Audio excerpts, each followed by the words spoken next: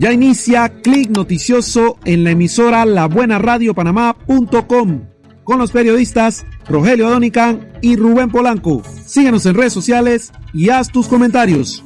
Somos Clic Noticioso. Buenos días, mis amigos oyentes de esta su emisora digital labuenaradiopanamá.com. Hoy miércoles 11 de agosto de 2021 para llevarles a ustedes una emisión más de su programa radial Clic Noticioso, recordándoles que aquí le damos clic a todo lo que hace noticia. Hoy, como de costumbre, en compañía de nuestro colega y amigo Rogelio Adonican Osorio, este es su servidor Rubén Polanco Castro, para llevarles a ustedes una entrevista especial en este espacio. Esta vez abordar el tema de la psicología deportiva, cómo influye tanto esto en los atletas de alto rendimiento, sobre todo con los recientes acontecimientos que se dieron tanto en fútbol a nivel local como en las Olimpiadas, en donde se dan situaciones un poco de tensiones, de ansiedad, problemas que tienen que ver un poco con la parte mental del deportista de alto rendimiento. Y para eso nos acompaña el profesor Ariel Guevara. Él es psicólogo deportivo a nivel local, trabaja con el club de fútbol Alianza de Panamá, de la Liga Panameña de Fútbol, pero tiene una amplia experiencia en estas lides, más de 15 años de experiencia creo que tiene en esto, y nos va a ayudar bastante a entender un poco qué tanto influye, profesor, la psicología deportiva hoy en día en los atletas de alto rendimiento. Era un tema que antes poco se tocaba, poco se abordaba. No era un tema que, por decirlo de una manera, era prioridad en la preparación de los atletas. Ahora se establece como un requisito indispensable. ¿Qué tanto influye la parte psicológica, la parte mental en el desenvolvimiento de un atleta en cualquier disciplina deportiva? Ok, muy buenos días, muchas gracias por la invitación y darnos la oportunidad de poder informar lo que hace un psicólogo, la importancia de un psicólogo en cualquiera de las ramas deportivas del mundo. Bueno, sí, la psicología juega un papel importante en todo sentido. Recuerden que un atleta de alto rendimiento es un ser humano cualquiera.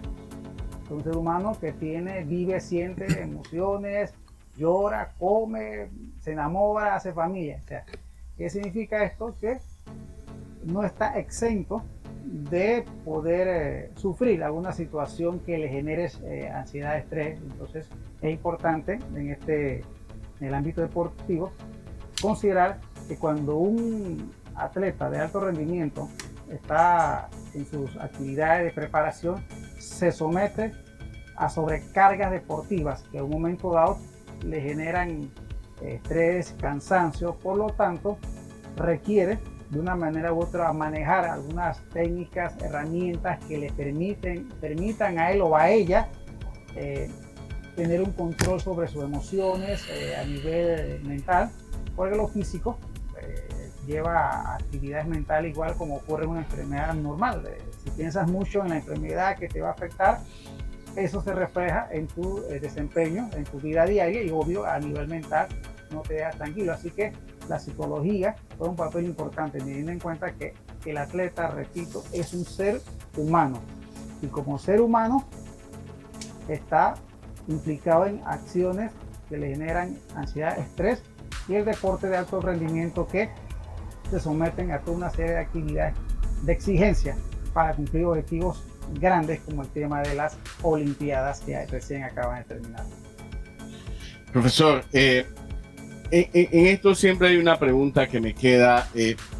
¿Cuándo es el momento de que entre el psicólogo deportivo y cómo se trata una lesión? Se puede hablar de una lesión mental, en este caso del atleta, más allá de lo físico.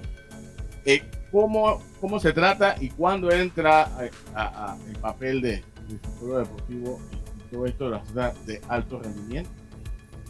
Bueno, mira, es que realmente el psicólogo entra desde un inicio, del primer día, así igual que el preparador físico, que el director técnico, que el nutricionista, fisioterapeuta, todo el componente que forma parte del cuerpo técnico entra desde un inicio. Y es por lo siguiente: como todos nosotros tenemos proyecciones, expectativas, metas, el deportista de alto rendimiento tiene proyecciones y también expectativas de lograr alcanzar ciertos objetivos.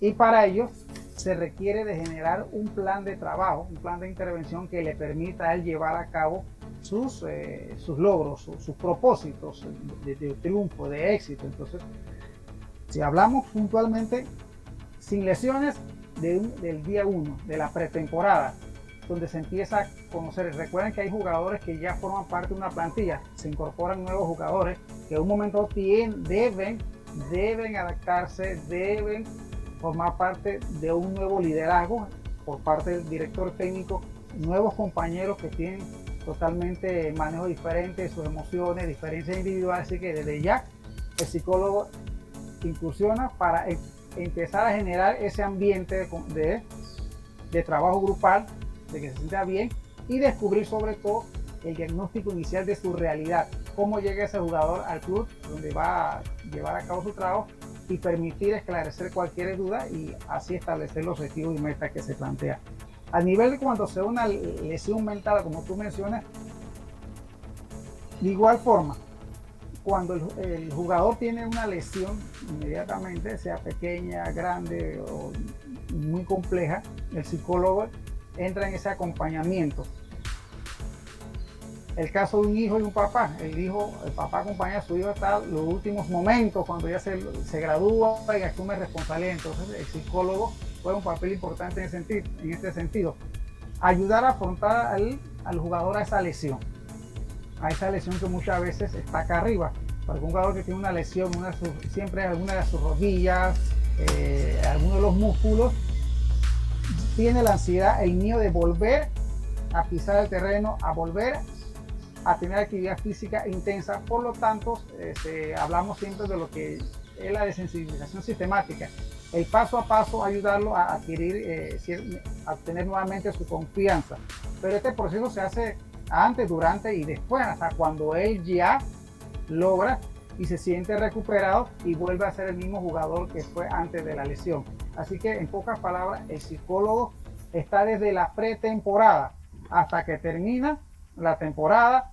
Viene el periodo de planificación nuevamente, las acciones con el cuerpo técnico, hasta que nuevamente se inicia el siguiente proceso de la pretemporada.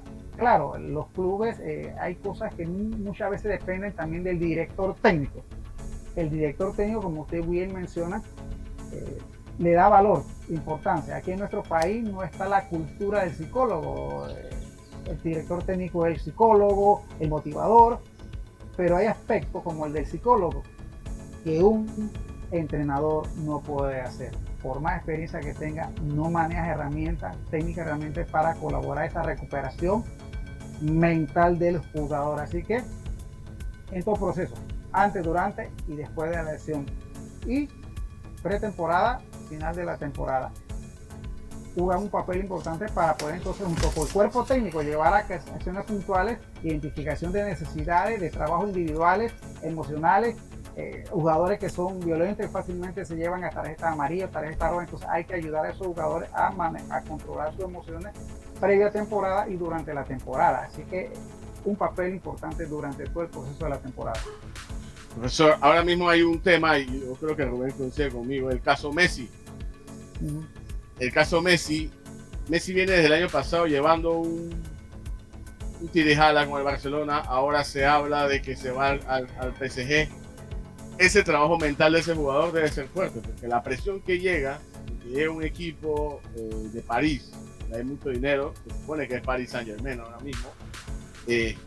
¿Cómo se trabaja la psicología de ese jugador para que no llegue a un club y tenga un bajón emocional después de tanta presión y después de ser una figura que todo el mundo espera que haga lo máximo, que haga los goles, pero en algún momento mentalmente se cae? ¿Cómo se trabaja esa figura? ¿Y cómo debería ser la mentalidad de Messi ahora mismo con esta presión que lleva hacia su nuevo club, o lo que puede ser su nuevo club? Bueno, mira, hablamos de las transiciones, así como se habla en el fútbol americano, las transiciones y en otros deportes. Desde el año pasado se dieron los primeros avistamientos de que Messi se iba a salir del Barcelona. Yo creo que todo jugador así como los seres humanos, cuando vamos llegando a determinada edad, que ya sabemos que vamos perdiendo ciertas habilidades, pero vamos adquiriendo otras respecto a nuestra edad. Yo creo que había ya ciertos avisos que Messi posiblemente iba a salir del Barcelona y otras situaciones que se daron. Realmente, en lo personal, no me sorprende la salida de Messi del Barcelona, porque llega un momento en que todo club también empieza a renovar su flota. Entonces, en este caso muy puntual, muy particular de Messi, con toda la presión que tiene él en este momento, yo sí considero que lo que sería más viable para este jugador sería, si bien es cierto, están estos procesos de negociación con un equipo europeo, se habla específicamente del Paris Saint-Germain ahí en Francia, Messi debería tener, y si el club lo reconoce, debería tener un proceso de transición. ¿De transición en qué? El hombre no ha manejado todavía, esto es una pérdida, él está de luto. Y el proceso de pérdida, los especialistas en esta área saben que esto se va dando de paso a paso. Entonces, ¿qué es lo que quiero decir con esto?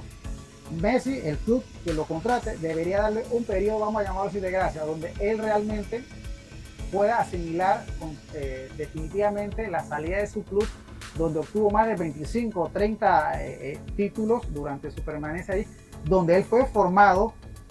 O sea, realmente ese hombre es del Barcelona, por decirlo así. Entonces él ha tenido una pérdida y lo otro es la forma en que se da. Supone que él regresaba de esta vacación, entonces la forma en que se da y que sorprende al mundo su salida, entonces hay un periodo de luto. Así que por lo tanto Messi se debería trabajar, el psicólogo, el profesional que lo esté acompañando en este momento, darle un proceso de transición, de descanso mental, para que él pueda volver a sintonizar su voz, porque no es lo mismo jugar en Francia que en España, son dos contextos totalmente diferentes. Entonces hay ahora grandes expectativas de que Messi sí va a llevar, si es al París, va a llevarlo a ganar la UEFA Champions, que siempre se le ha negado al París. Entonces ese peso, el gran peso que tienen, lo que los jeques, los dueños de ese equipo le van a prometer a él, mala fanaticada, yo esperaría tener a un Messi realmente emocionalmente concentrado, ubicado, claro, sin dejar el entrenamiento, sin compartir allí, hasta cuando él diga, hey, ya superé mi proceso de luto, ya acepté que definitivo la salida del Barcelona ya es historia pasada y tengo que concentrar mis objetivos. Realmente se debe manejar de esa manera, pero inmediatamente salir de un club, llegar a otro inmediatamente, obvio que el rendimiento de él al inicio va a ser igual. La fanaticada no va a poder esperar a un Messi que sea igual que el Barcelona. Él está en ese proceso de transición hasta que él acepte internamente, ya no soy Barcelona, ahora soy parisino. Entonces es mi forma de ver cómo se debería manejar este tema, porque insisto, este es un periodo de luto. La aceptación de una pérdida no se da. Miren, anuncio el domingo, hoy es martes, ya me cambié de camisa, ya soy el hombre feliz, y las lágrimas. Entonces, si manejamos esa parte emocional, hay un proceso en el cual hay que darle a Messi para que él se recupere emocionalmente, vuelva a agarrar ritmo en un nuevo contexto, en una nueva realidad, y poco a poco entonces obtener los resultados que se esperan. Profesor, ¿cómo se maneja la situación que aconteció con la atleta de gimnasta, la estadounidense Simone Biles? Ella se retira de los Juegos Olímpicos por una crisis de ansiedad. ¿Cómo la analiza usted esta situación? Bueno, todos tenemos crisis de ansiedad en los escenarios. Por ejemplo, el escenario de estos Juegos Olímpicos fue totalmente diferente a los otros Juegos Olímpicos. Había una situación de pandemia. Todos veníamos aquí en Panamá, tú salías y estornudabas y juega vivo, que yo no sé si es COVID o es un resfriado normal. O sea, se creó así como se habla en el fútbol, el exceso de la sobrecarga que afecta a un jugador. Un momento, el exceso de información que nos llegaba sobre el COVID generó gran incertidumbre, ansiedad y miedo. Y miedo hasta contactarte con tu familia. Entonces, ¿qué sucede? Este contexto de la nueva realidad de unos Juegos Olímpicos que debieron realizarse el año pasado afectó. Hay una preparación. Recuerden que nosotros somos como la curva. Subimos fácilmente, digamos, pero mantenerse, entonces ahí hubo incluso un periodo de descanso de muchos jugadores. Entonces el tema de la ansiedad de la jugadora es muy normal, es muy normal. Yo no sé, el acompañamiento, el apoyo de ella, porque ahí se tuvo que tener de un inicio, antes de la competencia, se debe siempre tener un pre con el jugador o con los jugadores. Estás bien, te sientes bien, generar un ambiente o lo más posible a lo de la competencia para poder identificar y que el jugador o la competidora en este caso particular pudiera evidenciar, y yo estoy seguro que evidenció en algún momento ella evidenció algún nivel de ansiedad, algún indicador. Entonces tal vez no se le dio la debida importancia. A lo mejor la familia jugaba un papel importante en este caso particular con ella, pero ¿qué ocurrió este año? La familia no podía estar con ella, tenía que estar desde lejos, y entonces se debió haber tal vez replicado o poder simular un poco más ese tipo de acompañamiento, y si la familia le generaba esa estabilidad emocional, esa tranquilidad, tal vez previo a la competencia, haber tenido un tipo de acompañamiento virtual la noche anterior o 1 o 2 horas antes, porque eso relaja. Tú sabes, cuando tú tienes a alguien de confianza tuyo, el solo hecho que estás allí al lado tuyo te da confianza. Es como los jugadores cuando hacen una jugada, el técnico lo mira y le hace alguna señal como que dice, bien. El otro jugador inseguro simplemente ¿qué hace? Ni mira, simplemente hace esto, baja la cabeza porque sabe que no fue lo mejor o no fue la instrucción de edad. Entonces yo considero que se debió haber hecho algo previo. Si era la primera vez que hubo una competencia de este nivel, bajo las condiciones que se daban, era normal que la persona, hay que tomar en cuenta también la edad. No es lo mismo la competencia con jóvenes de tu misma edad, donde van personas de mayor experiencia que tú, con mayores años, que tienen mayor manejo y control emocional de las ansiedades y las emociones. No es lo mismo competir en tu país a competir con los máster de Kenia y esos otros países en una maratón olímpica. Entonces creo que el manejo debió haber sido previo, identificar cómo te sientes, qué está ocurriendo, cuáles eran las condiciones que tenía ella cuando iba en la competencia en Estados Unidos o en Canadá, en cualquier otro país, para poder replicar y tomar en cuenta que la pandemia afectó a muchas personas que en un momento dado vivenciaron esa situación. Es nuestra experiencia personal, es mi percepción de un momento cómo pudo haberse manejado esta situación. Yéndonos un poco ahí mismo, pegadita a la pregunta de Rubén, profesor, nosotros tuvimos un caso muy especial con el corredor de 200 metros, Alonso Edwards. Alonso Edwards no pudo terminar la semifinal por una lesión, se habló de un tirón, específicamente no sé el músculo, pero sí en la pierna izquierda, pero hay una situación, si no me equivoco, no me debo equivocar, sería la segunda vez que a unos Juegos Olímpicos le pasa lo mismo. Eso puede ser parte de debilidad o de fragilidad mental del atleta que pudo haber tenido una lesión, del cual curó físicamente, pero no curó mentalmente. Sí, eso puede ocurrir, definitivo que puede ocurrir, y lo que yo también tengo entendido es que había en la competencia, no recuerdo el nombre, un otro atleta que cuando Alonso había competido contra él, y ese atleta le había ganado creo 1 o 2 veces ya también a Alonso Edwards. Entonces sí tú puedes tener una recuperación física, es cierto, física, pero un asunto es que si mentalmente tú te recuperaste y estás convencido que no hay dolor en esa área, que el músculo está bien, tú puedes paralelamente hacer tu competencia sin ningún tipo de inconveniente. Pero yo vuelvo a lo mismo, el diagnóstico de la realidad y el contexto. Nuevamente la pandemia parece como un factor que pudo haber incidido. Los niveles, las competencias minimizaron, tal vez los regímenes de la preparación física bien de una manera u otra pudieron haber jugado un papel importante. Sin embargo, el hecho de repetir nuevamente la situación, lo que nos indica que se tuvo que haber hecho un trabajo muy serio, sobre todo porque hubo mucha para deportiva en este competidor, y si fue la misma lesión, nuevamente prepararlo a nivel psicológico, mental, si realmente estaba hecho para poder competir. Entonces, igual que la competidora que hace un momento nos consultaron, se tiene que preparar mentalmente el jugador. se le tiene que indagar, preguntar, consultar.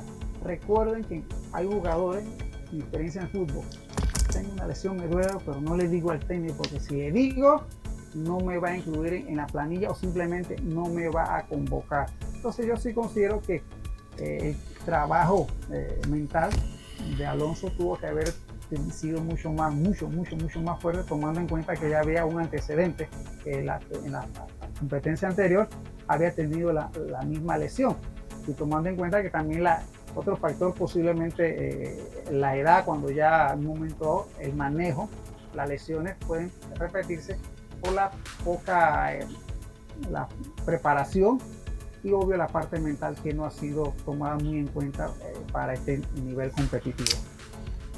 Profesor, ¿cómo se trata a los atletas locales, a los deportistas locales, tomando en cuenta sobre todo los que vienen de barrios, que tienen dificultades para expresarse ante el público, que tienen problemas de conducta fuera de los campos deportivos, que muchas veces se ven expuestos a situaciones un poco complicadas, cuestionables, censurables, fuera de su actividad deportiva? ¿Cómo se lidia con ese tipo de mentalidad que viene de barrio, pues del barrio en el que crecieron, del entorno que les rodea?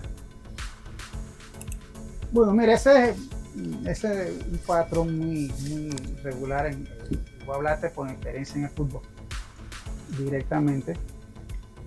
Ahí la parte cognitiva, la parte intelectual, la parte académica de estudio juega un papel importante, aunado al tema de, como mencionas tú, del barrio.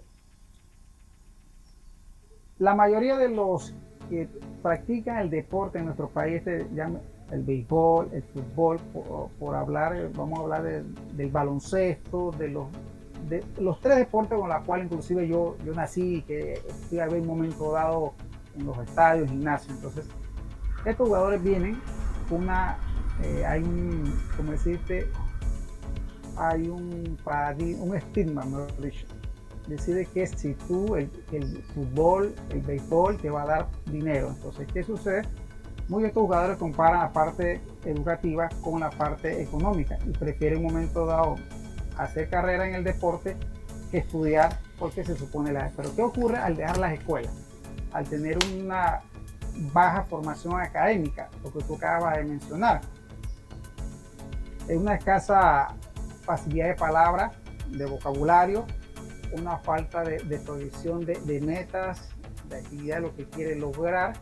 El jugador, un momento, tenemos que trabajarlo de forma individual o casi empezando de cero, porque él viene con una serie de influencias del modelo, del microsistema donde fue criado, la familia, la escuela, la comunidad, y donde él aprendió a hablar de forma violenta, del defenderse, de golpear primero, de que dice más palabras ofensivas, es la persona que se impone. Entonces, ¿qué sucede aquí? Eso él lo replica. Entonces, la formación académica juega mucho. Entonces, ¿qué ocurre cuando llegan al club? En caso particular nuestro, nosotros lo que empezamos a hacer desde el fútbol base es lo que he mencionado siempre, los talleres vivenciales individuales. A estos jóvenes hay que empezarle a trabajar la parte interna, la parte, lo que llamamos la internalización, la parte del control emocional. ¿Para qué? Para que ellos vayan de poco a poco conociendo sus fortalezas y sus debilidades.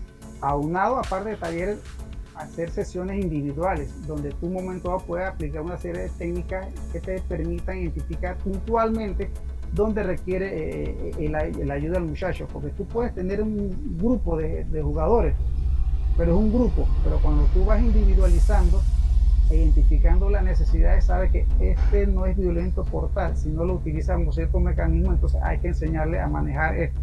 Aquel otro que un momento queremos que se exprese bien, juega bien, pero es tímido ante las cámaras, y eso también a veces le genera cierta fragilidad. Entonces empezamos a identificar, pero a través de sesiones grupales e individuales nos permite identificar esas falencias. Y te digo que son talleres vivenciales porque en estos niveles de barrio los muchachos tienen que vivenciar. No es lo mismo que te vas a hablar teóricamente, le hables, a que ellos tengan que vivenciar directamente lo que uno está transmitiendo. Un técnico dice, profe, ayúdame porque estoy hablando, pero como que no me entiende. Entonces uno tiene que hacer ciertos talleres para replicar ciertos espacios, ciertas jugadas, ciertas actividades particulares que les permitan entonces adquirir más de seguridad. Recuerden que muchas veces hasta la violencia es producto de inseguridad o violencia también es producto de que como no sé algo, mi mejor forma es la violencia, el comportamiento a nivel externo. Entonces, la vestimenta de igual manera, pero lastimosamente nuestra cultura deportiva es que en el barrio la gente vive en chancleta, qué sé yo, va, entonces eso poco a poco hay que empezarlo a trabajar. Y esto se lograría en todos los jugadores y todos los clubes deportivos tuviesen este tipo de trabajo, como bien lo mencionaba un jugador el día sábado en el juego de último pre-entrenamiento. Profe, yo he estado en muchos, 2-3 equipos de la LPF y primera vez que a nosotros o a mí me hablan de estos temas, de cómo manejar, de cómo llegar, de cómo hacer y de cómo establecer internamente nuestro objetivo, nuestra meta a nivel individual y como equipo. Entonces eso te indica claramente que no se trabaja. ¿Qué nos interesa? El resultado. Ganaste fútbol, pero a mí no me importa entonces qué es lo que tú haces. Yo solamente quiero un resultado, pero la formación integral como individuo, como jugador, todavía está todavía le debemos mucho a estos jugadores para que tengan un éxito completo. Profesora, ahí va un poco aunado a lo que está diciendo. La familia puede ser un refuerzo a eso, a ese trabajo mental, porque he visto yo y he sido testigo, no sé, Rubén también que hemos cubierto deporte, de que los niños se están divirtiendo en la cancha, pero los padres están en la grada, dale, pégale, oye, no te dejes, si te pegas, pégale. ¿Qué tanto refuerza de repente ese apoyo familiar? Porque hablamos también de Simone Biles y Simone Biles en una entrevista dijo que su nivelador psicológico eran sus padres. Y en esta vuelta los padres no tuvieron y vimos el resultado de Simone Biles. O sea, ¿qué tanto refuerza la familia a una mentalidad, puede decir, sana o fuerte de un deportista? No, definitivo que la familia, hablando de los microsistemas, él es el primer nivel en ese microsistema, la familia. En el caso particular de los padres de familia, también hay que hacer trabajo con ellos.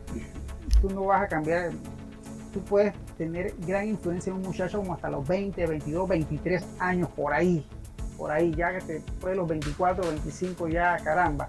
Entonces imagínate un padre de familia mayor a esa edad. Entonces lo que hay que hacer también es entrar en ese proceso de guía, de orientación, porque ¿qué es lo que sucede? En sesiones que hemos tenido con padres de familia a nivel individual, muchos de estos jóvenes o niños que tú ves practicando un deporte, ¿por qué cree que lo practican? El papá quiso jugar un día fútbol, un deporte, no quiso, y él ve, como uno le dice, no, es que el béisbol es más que el fútbol a nivel económico, por lo tanto yo deseo que él juegue. Entonces le establecen un régimen, se le impone un régimen, un estilo de vida para el cual no está preparado. ¿Qué sucede? Sí es un nivelador bien importante la familia, es totalmente importante y es el primer catalizador que te permite despegar o quedarte. Pero sin embargo, estas familias también requieren ese tipo de apoyo, de guía y de orientación. No es lo mismo una familia que te vive, ¿cómo decirte? No se va a hablar en brisas de golf, a que tú agarres una familia que aquí mismo tenemos aquí en Radial o Concepción. De un momento su enfoque de que su hijo practique deporte es totalmente diferente. ¿Qué es lo que quiere una familia de escasos recursos? Quiero que ganes plata para lo que sea. O una familia en Brisa de Gol, su hijo está adicionalmente estudiando, preparándose profesionalmente en la universidad y está jugando fútbol. Un concepto totalmente diferente. Por lo tanto, el catalizador en marcha hacia arriba de esta familia de Brisa de Gol les colabora mucho a estos muchachos. Es aquel que está en el barrio, que es un jugador muchas veces silvestre, que tiene la potencialidad, que no ha ido a una escuela de fútbol, pero su talento es tan natural que se le explota desde temprano, pero sin embargo el padre de familia que requiere en este momento y que ojalá también hubiesen en las comunidades este tipo de trabajo donde los niños en el fútbol base inician identificando sus fortalezas, y al inicio del fútbol base simplemente es eso, diversión. Pero ¿quién es el que quiere la competitividad? ¿Quién es el que quiere ganar? Quiere ganar es el papá, pero el fútbol base como hasta los 8 años, máximo 10, es diversión, donde le vas a enseñar los fundamentos básicos del fútbol y donde también vas a identificar, señor, este niño no está hecho para el fútbol, está hecho para otro deporte. Entonces ahí viene la experiencia, las imposiciones, y muchos niños se frustran también en cualquier deporte porque el padre de familia es su expectativa. Pero la del niño tal vez jugar fútbol, divertirse, compartir con los amigos, y cuando ya entra a la edad de adolescencia posiblemente esté pensando ya no en ganar un campeonato, en otras expectativas. Pero es cierto, la familia es el principal nivelador de estas emociones, pero a su vez también las familias requieren apoyo, colaboración e intervención, porque muchas veces el manejo que se tiene no es el mejor para poder estimular e incentivar el éxito en el deporte que desea que su hijo desarrolle. Bueno, profesor, una última. En sus años de experiencia, ¿cuál ha sido de repente alguna anécdota con algún jugador, con algún técnico del cual he tenido que manejar y meterle, porque se habla mucho de meterle, ¿no? En el deporte? Un caso de repente que haya sido difícil y que haya sentido que ha tenido que meterle mayor atención a ese chico, chica, señor, familia. O sea, una experiencia de repente donde ha tenido que profundizarse en el trabajo psicológico de algún atleta. Bueno, mira, ya todavía los jugadores están en competencia. Uno de los muchachos tuvo una lesión.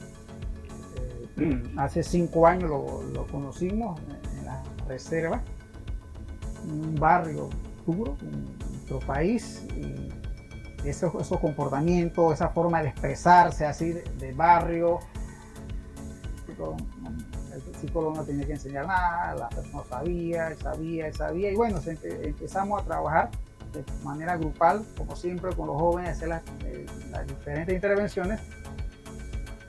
¿Y qué sucede? Este jugador el año antepasado sufre una lesión